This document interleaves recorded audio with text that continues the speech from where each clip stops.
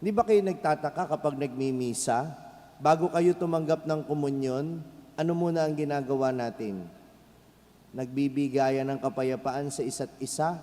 At alam kong yung iba ang nangyayari, nakikipagplastikan lang sa mga kasama nilang nagsisimba. Peace be with you kuno, peace be with you dito. Pero ang totoo, hindi naman magkakabate. O anong ipinapaalala sa atin?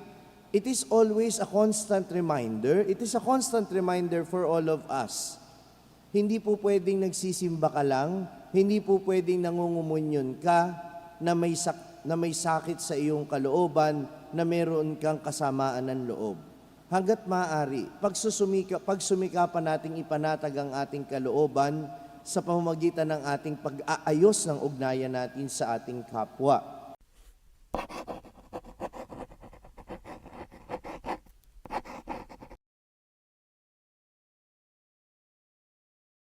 Sumainyo ang Panginoon At sumainyo ang rin. mabuting balita ng Panginoon ayon kay San Mateo. Papuri sa iyo, Panginoon. Noong panahong iyon, sinabi ni Jesus sa kanyang mga alagad, "Sinasabi ko sa inyo kung ang pagsunod ninyo sa kalooban ng Diyos ay tulad lang ng pagsunod ng mga eskriba at mga pariseyo, hindi kayo makapapasok sa kaharian ng Diyos. Narinig ninyo na noong unay iniutos sa mga tao, huwag kang papatay. Ang sino mang makamatay ay mananagot sa hukuman. Ngunit ngayon sinasabi ko sa inyo, ang mapuot sa kanyang kapatid ay mananagot sa hukuman.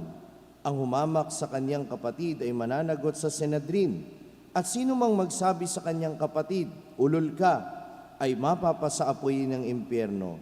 Kaya't kung naghahandog ka sa Diyos at maalala mong may sama ng loob sa iyong kapatid mo, iwan mo muna ang handog sa harap ng dambana at makipagkasundo ka sa Kanya, saka ka magbalik at maghandog sa Diyos. Kung may magsakdal laban sa iyo sa hukuman, makipag-ayos ka sa kanya habang may panahon bago kanya iharap sa hukom. At kung hindi, ibibigay kanya sa hukom na magbibigay naman sa iyo sa tanod at ikaw ay mabibilanggo.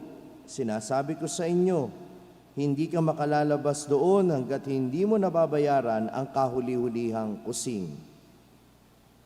Ang mabuting balita ng Panginoon. Pinupuri ka namin, Panginoong Heso Kristo. Magandang umaga po sa inyong lahat. Nitong mga nakaraang araw, ang sinusundan nating ebanghelyo ay serye ng mga pangungusap ni Jesus sa tinatawag na Sermon on the Mount. Pakiulit nga po. At sa Sermon on the Mount ay inilalahad ng Panginoon ang pamantayan ng buhay Kristiyano, na paano makikilala ng mga tao yung kanyang mga alagad, na ibang-iba yung pamumuhay natin dapat sa pamumuhay ng mga pangkaraniwang tao. At nung panahon na yon, yung mga Hudyo, masunurin naman sila sa batas. Yun nga lang, ang pagsunod nila sa batas ay parang legalismo lamang o for the sake of compliance lang, na gagawin yung bawal kasi natatakot sa parusa, gagawin yun dapat kasi gusto nila ng gantimpala. Pero hindi yun ang gustong mangyari ni Jesus.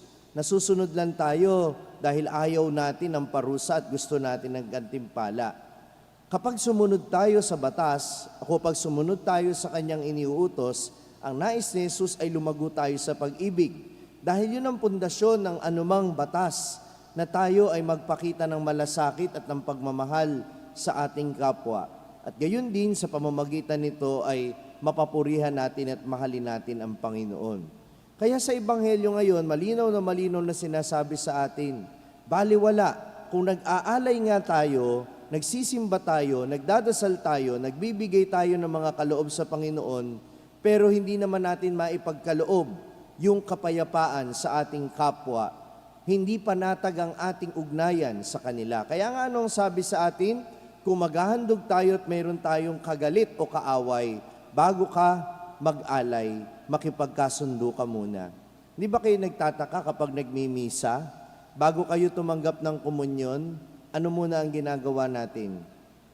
Nagbibigayan ng kapayapaan sa isa't isa.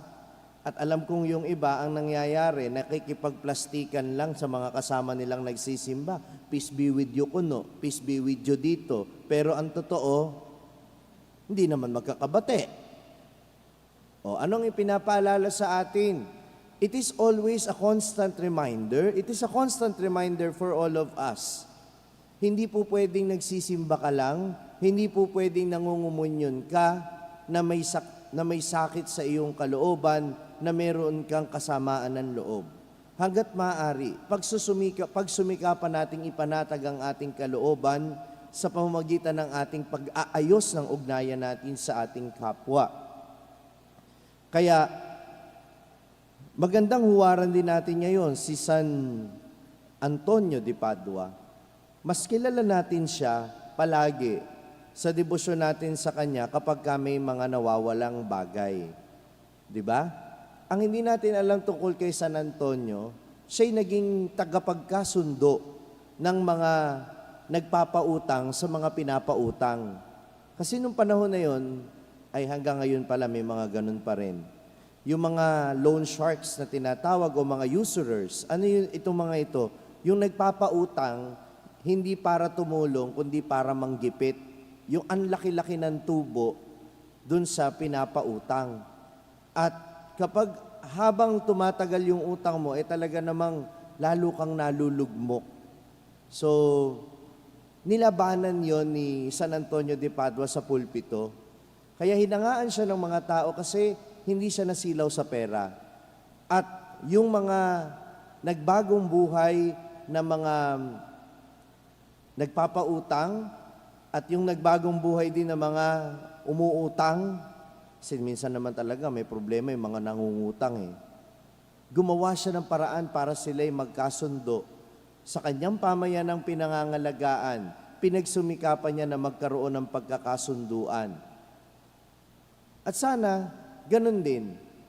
Kapag nagdasal tayo kay San Antonio, wag lang nating hangaring makita natin yung mga bagay na nawawala.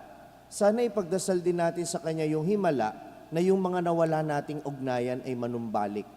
Na sana yung mga relasyon na sinayang natin, hindi pa huli ang lahat. Kilala si San Antonio de Padua sa mga himala na ipinagkakaloob niya sa sino mang nananalangin sa kanya. Hindi pa huli ang lahat. Kung mayroon ka mang mga ugnayan sa kapwa na nagkaroon ng lamat, kung mayroon ka mang ugnayan sa kapwa na kailangan ng himala para magkaroon ulit ng panunumbalik, sana yun na yung susunod mong hilingin kay San Antonio. Dahil baliwala ang ating pagsamba, baliwala ang ating pagpupuri sa Diyos, baliwala ang ating pagiging relihiyoso kung hindi maayos ang ating ugnayan sa kapwa-tao. Amen. San Antonio de Padua, ipanalangin mo kami. Na-inspire ka ba sa narinig mong mensahe ng ating pagninilay ngayon? Abay, wag mong sarilinin yan. Ibahagi mo, ishare mo ang message nito sa iyong mga pamilya at mga kaibigan. Sabi nga namin dito sa SMS, share the message of salvation.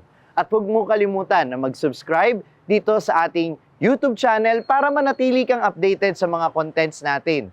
At bisitahin din at i-like ang ating iba pang mga social media platforms sa TikTok, Facebook, at Instagram. Hanapin lamang ang Sa Madaling Sabi ni Father Franz Dizon. Mapapakinggan din po ninyo ang araw-araw kong pagninilay sa #1 Catholic meditation app sa mundo na ginagamit na ngayon ng 2 milyon mahigit na mga Pilipino sa buong mundo. Ito ang Hallow app. Kung ida-download ninyo ito ngayon ng libre, ay makaka-access pa kayo sa 10,000 plus contents nito sa loob ng 90 days. Gamitin lamang ang code na FRFRANZ o Father Franz. hallow.com/FRFRANZ. At sama-sama po tayong magpalalim ng ating pananampalataya at uulitin ko, ibahagi natin ito sa iba.